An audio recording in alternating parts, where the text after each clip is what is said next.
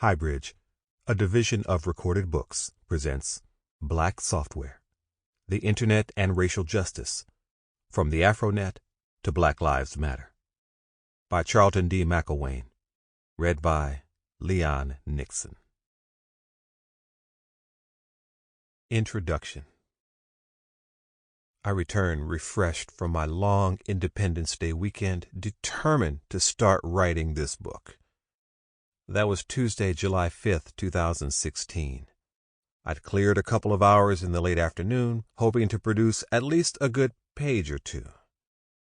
I briefly checked Twitter that morning, on the way to my office. Alton Sterling's name repeated as I scrolled through my feed. In the early morning hours, white police officers in Baton Rouge, Louisiana, had tased, subdued, and then shot Sterling 6 times at point-blank range.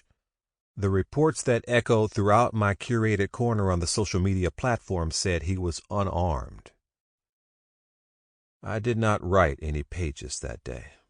It wasn't that I was distraught by the news. Too much other work had simply stormed its way onto my agenda. And, sad to say, police shootings of unarmed black people in the United States had become all too common to be that emotionally debilitating. Just add Sterling's name to the list and wait for the inevitable. This time the inevitable took place the next day. On Wednesday, July 6th, police officers in small-town Falcon Heights, Minnesota, stole the life of another black man. Philando Castile was 32 years old. Like Sterling the day before and so many before, Castile posed no threat to law enforcement. They killed him nonetheless. 4 days later, I finally resolved to put ink to paper, as it were, even if just a line or two. I dropped my 7-year-old son off at his dojo. Then I walked to the Starbucks coffee shop just outside Barclays Center in Brooklyn. I arrived ready to enjoy and take advantage of that kind of Sunday morning quiet that can help you feel delightfully isolated in a city of millions. I wrested my laptop from its case, but before I could even open a new document, people began to steadily stream into the area. I had come to write, but I found myself in the middle of a Black Lives Matter rally. Throngs of people, infants, toddlers, teenagers, and parents filled the square.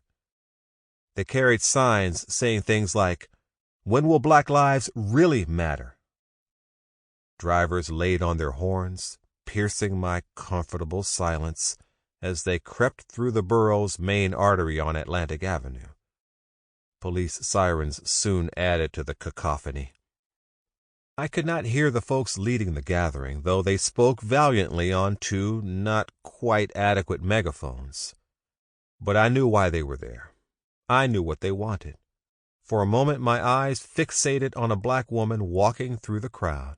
Her face was pained by much more than an early Sunday morning rise from bed. She carried a sign whose writing was obscured by a larger, framed photograph. She carried it close to her, clutched in one hand at the bottom. The sign did not identify the framed young man by name.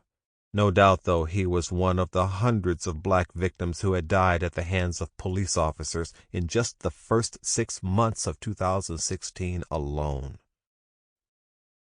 My laptop open, I sat, wishing I could write something about how to change the circumstances that brought this crowd together that day. But better, more courageous folks than I have tried, to no avail, for decades. The crowd soon dispersed and I began to write, placated by the knowledge that, while what I wrote might not change the persistent conditions black people face with the modern criminal justice system, it might help us better understand the latest movement to make that change. Ironically, as I set off to retrieve my son, I spotted a friend, mom to one of my son's classmates. "Oh, were you here for the rally?" she asked. "Not intentionally," I replied, a little happy to see her, a little sad my writing time had ended. When I told her about the book and my grand plans to begin writing it, she started dropping names. "Do you know Farai Chideya?" she asked. "We went to high school together. She's my girl." "I just talked to her a couple of months ago," I said. "Omar Wasso?"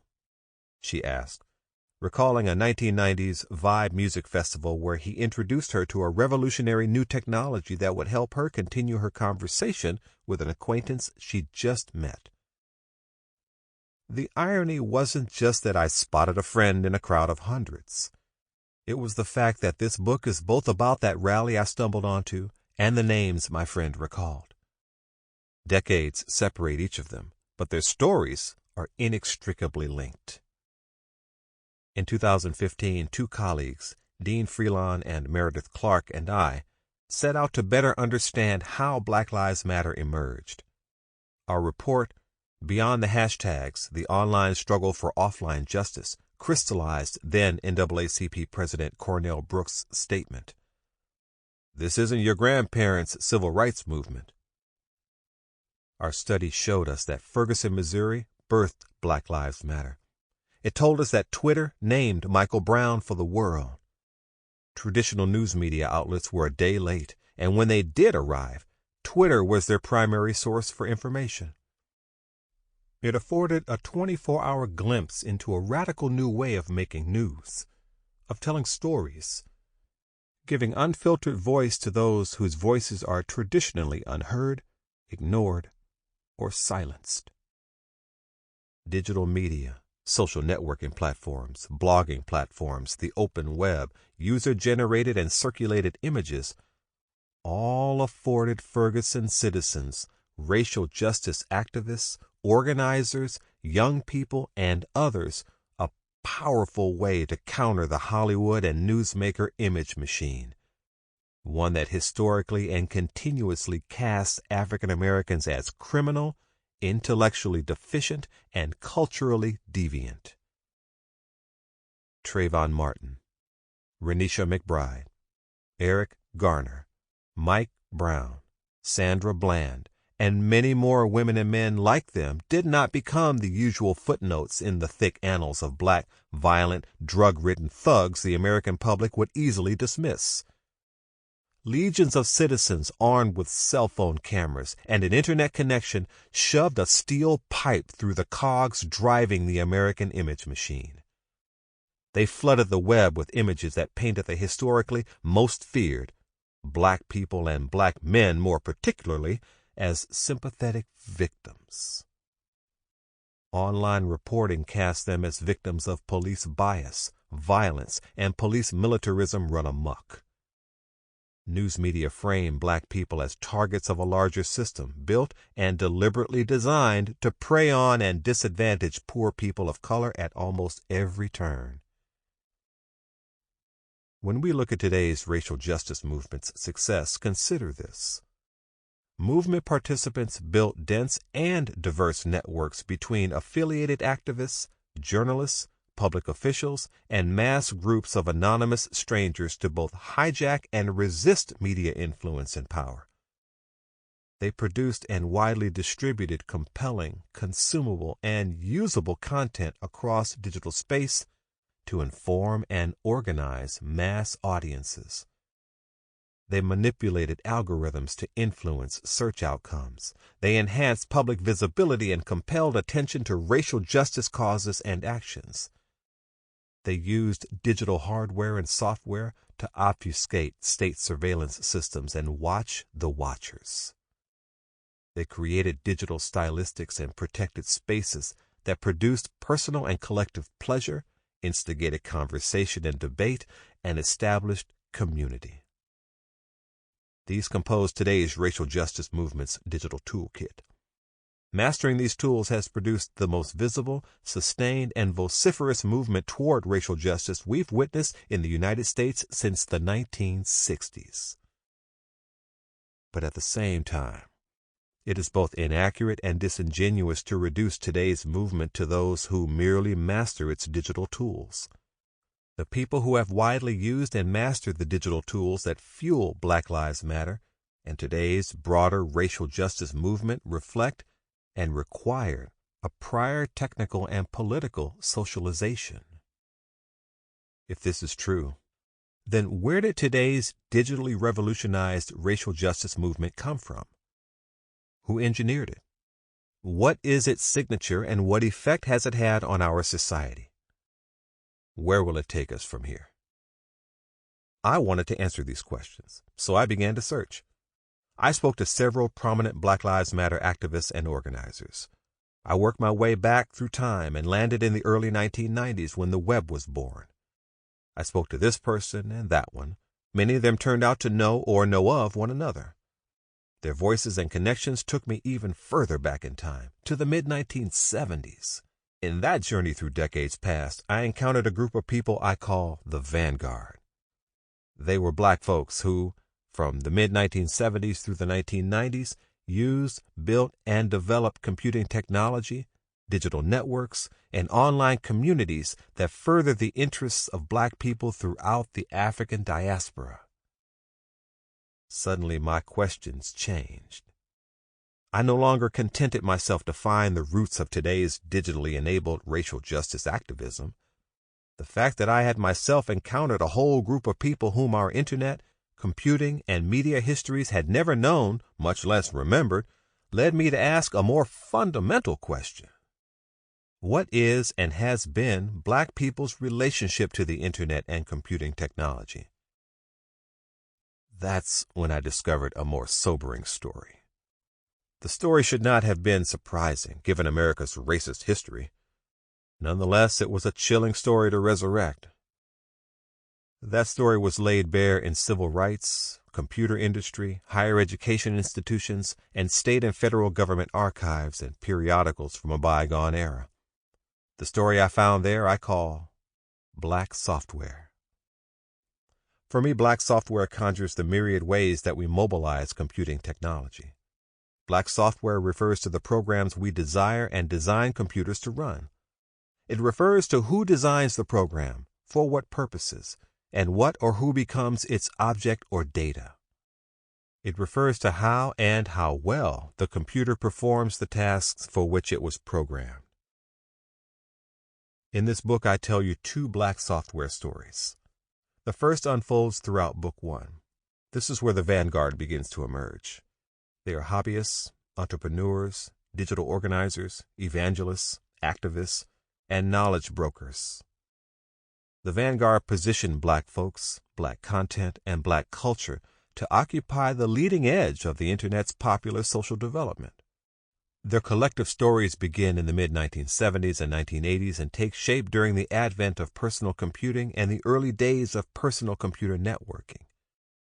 Their story extends through the World Wide Web's birth and the dot-com boom's first bust. Their story demonstrates how Black people have taken technology not originally designed with our concerns in mind. It's about Black people using that technology to further our own personal, communal, and political interests. But Black software is also a story about how computing technology was built and developed to keep Black America docile and in its place, disproportionately disadvantaged, locked up, and marked for death. This is the story that I unravel in Book 2. It speaks to the nefarious ways those in power use computing technology to destroy Black agency by nullifying Black people's hopes and dreams, aspirations, human potential, and political interests, and limiting the heights we are meant to achieve. This story's shockwaves reverberate and still define our present day. Book 2 begins in 1960, when students at MIT and other Boston area colleges briefly aided their Black counterparts in the South who had launched the sit-in movement. This Black software tale tells a story about American presidents, computing industry corporate titans, and the world's leading science and technology institutions. It is a story about the civil rights revolutionaries who forced white America to its knees, and the computer geeks who ushered in the computer revolution to lift white America back to its feet. It's the story about shadowy figures like those I call the committee men. Black rage flooded America's streets throughout the 1960s. The committee men, at the behest of their government, set America's founding principles of white supremacy loose to run amok in new computational systems they designed and built. In between these two versions of black software, the kind that positively impacts black people's lives and the kind that destroys them, lies a most significant question. Not about recently popularized concepts like computer bias or fair algorithms or platform inequality or digital ethics. No. The question goes to the heart of the matter that these concepts merely skirt around. Will our current or future technological tools ever enable us to outrun white supremacy? After all, this is not just our country's founding principle. It is also the core programming that preceded and animated the birth, development, and first uses of our computational systems. Book 1. Chapter 1. The Great Equalizer. Black America dragged Jim Crow to its deathbed in the 1960s. Still, the nation's elite science and engineering institutions, the ones that were developing the first digital computers, locked black Americans out of their ranks. Educational institutions had not prepared most of these students to enter, and those who were prepared still couldn't get through the door. That began to change by the time Derek Brown came of age, late in the 1970s. His access to high-quality science and engineering education provided the first opportunity for him, and people like him, to change their relationship to the computer and the men who once controlled its programming. My first name is Derek. Derek means leader of his people. Ever since I was young, it was taught to me by my parents what my name meant. If I tell you, no, I'm not an activist, I am denying my given name. My role as a leader is as a servant through service. My service to the world is to be the great equalizer. Derek Brown arrived at Georgia Tech in the fall of 1992. At first sight, the campus community saw neither a leader nor an equalizer. They did not see Derek as he saw himself. Over the next 2 years, some of them would want Derek to be something that he was not. Others would push him to do things inconsistent with his nature, with his name. But Derek would always remain true to himself. Staying true was easy for Derek to do. As far as he was concerned, he was the same person in 1992 that he was in 1979, when South Carolina's Calhoun Times readers first encountered his name. As long as I can remember, I've been a writer. I love writing. Derek scribbled words on a paper as early as he knew how. His third-grade teachers taught him how to write an essay. In fifth grade, someone recognized that he was good at it. My favorite activity is baseball. I've played baseball most of my life. It all started on August 23, 1974, my third day in kindergarten. I didn't know the rules of baseball or what a baseball was. I did know how to read well. The next day, we went to the school library. I checked out a book called How to Play Baseball. I took it home, read it for a week, and came back to school all smiles. People always called me Shorty and Pipsqueak, but I didn't mind. That day we played a game. I was the first man up. Usually the first man up is the one who can get on base quickly. I swung all the way around on the first pitch. I was a little disappointed. I waited for the next pitch, and I hit a home run. I was proud of myself and gained more confidence in myself. The next year, I didn't play any baseball. I saved some greenback stamps and got a ball and a bat. A glove was given to me for my birthday. The next year, I played as much baseball as I could. Another year went by, and I ended up in a new school. I had forgotten how to hit. Although I did hit home runs and led in home runs by a sizable margin, baseball became boring. Now, in the fifth grade, I've changed my batting stance to 4 different positions. This has made baseball more interesting. I'm learning more about baseball every day. I watch baseball every Saturday to learn important plays. That is how baseball became my favorite activity. Derek continued to hit home runs on the baseball field as he did in writing. His fifth-grade essay won a South Carolina statewide writing contest. He repeated his accomplishment 3 years later as an eighth-grader in 1982. That time the newspaper printed more than just his award-winning composition. His essay's subject was valorizing women in the workforce, and South Carolina's lieutenant governor personally conferred Derrick's distinction. In the Calhoun Times photograph that accompanied the essay, Derrick stood alongside another black boy and a younger, but much taller, white girl who stood beside Nancy Stevenson.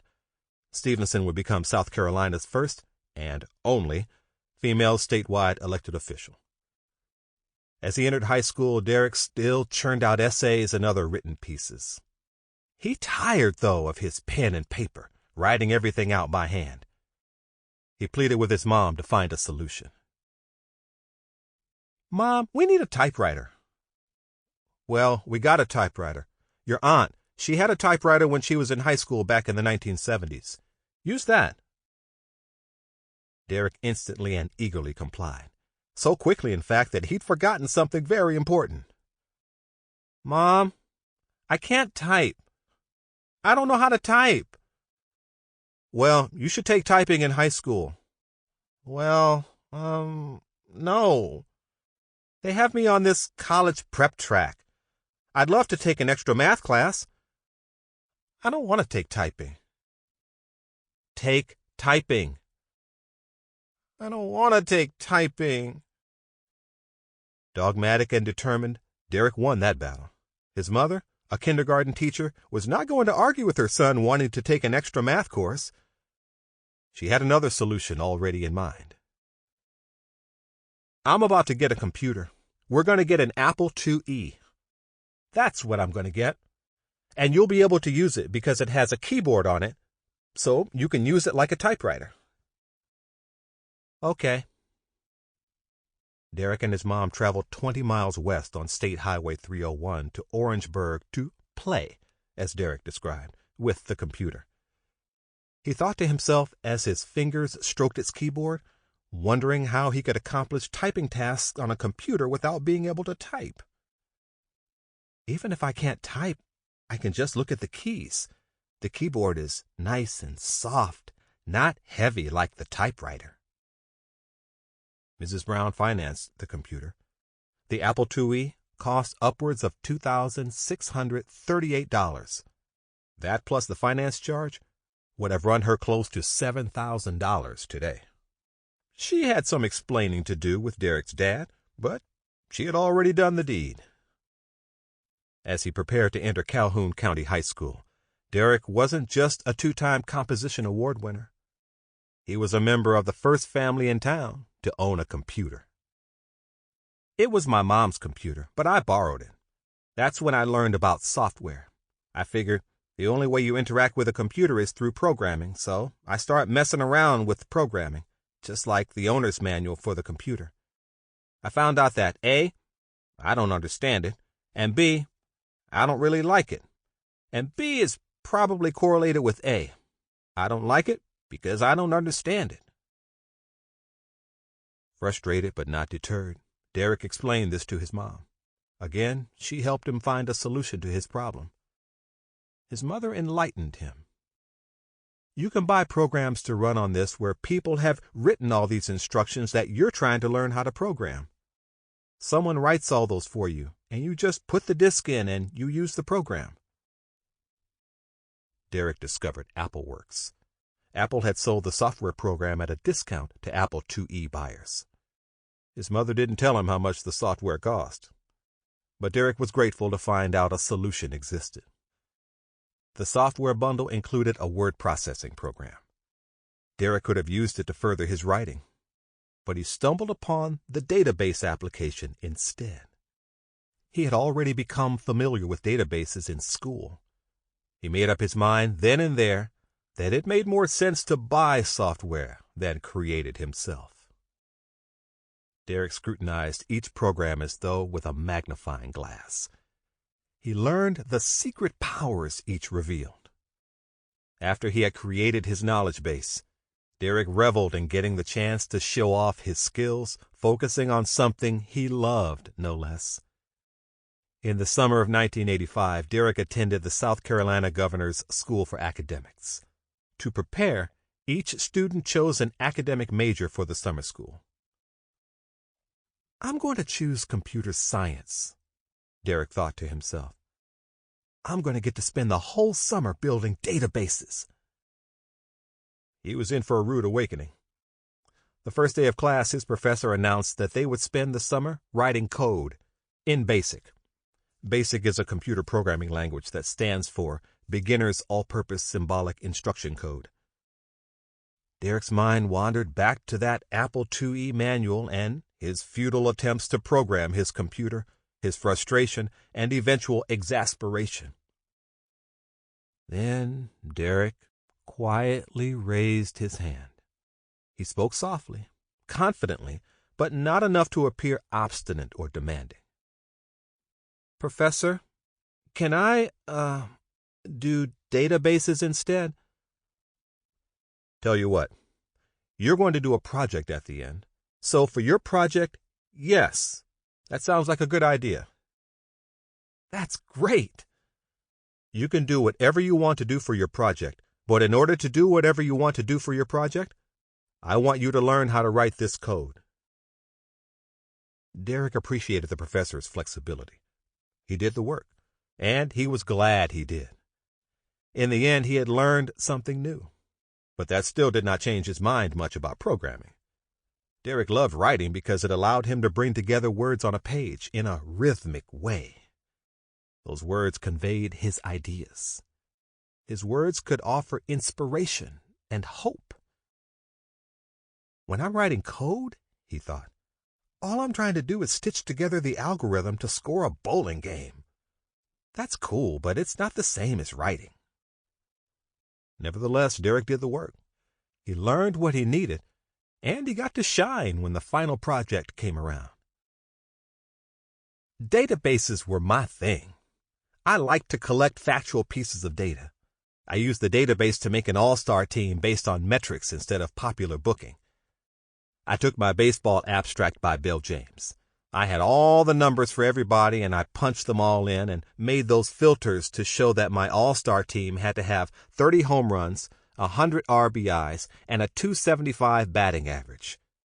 Had to have 350 on-base percentage and 600 slugging percentage. That's how you get on the all-star team. Pitchers had to have a 2.50 ERA. You had to throw at least 200 innings, at least 175 strikeouts. Database applications worked for Derek because he really knew how to exploit them. He also knew baseball like he'd been playing, coaching, and calling games since he walked out of his mother's womb wearing a baseball helmet and with a Louisville Slugger resting on one shoulder. Even without being an expert programmer at 16, he realized that he could bend the database software application to his will. Why? Because he knew exactly what he needed from it, what he wanted to get out of it. He felt in control. By the time Derek had advanced through high school, he had developed a philosophy, parameters that defined his relationship to computers and to software. I'm a writer. That's my lane. I want to take these tools and make them beautiful and make them do beautiful things. If I can find some beauty, some application, I'm going to grab that because that is what will compel others to engage and use it. The more Derek played baseball, the more he wrote. The more he learned new things, built bigger databases, mastered the magic he saw in numbers, and recognized the value of data, the more Derek got noticed. The next time someone sized up Derek's diminutive frame and recognized massive potential, he was in the 10th grade. Someone was recruiting him, and it wasn't a baseball coach. A Clemson University professor of electrical engineering and computing wanted Derek on his team. At the time, the United States employed 1.3 million engineers. Only a few, more than 35,000, 2%, looked like Derek. Around 1976, Dr. Robert W. Snellsire and his colleague Dr. Sue Lasser had started the Clemson Career Workshop. By 1986, when Snellsire first met Derek, the program that he had spent a decade building was reaching its stride. Sample complete. Ready to continue?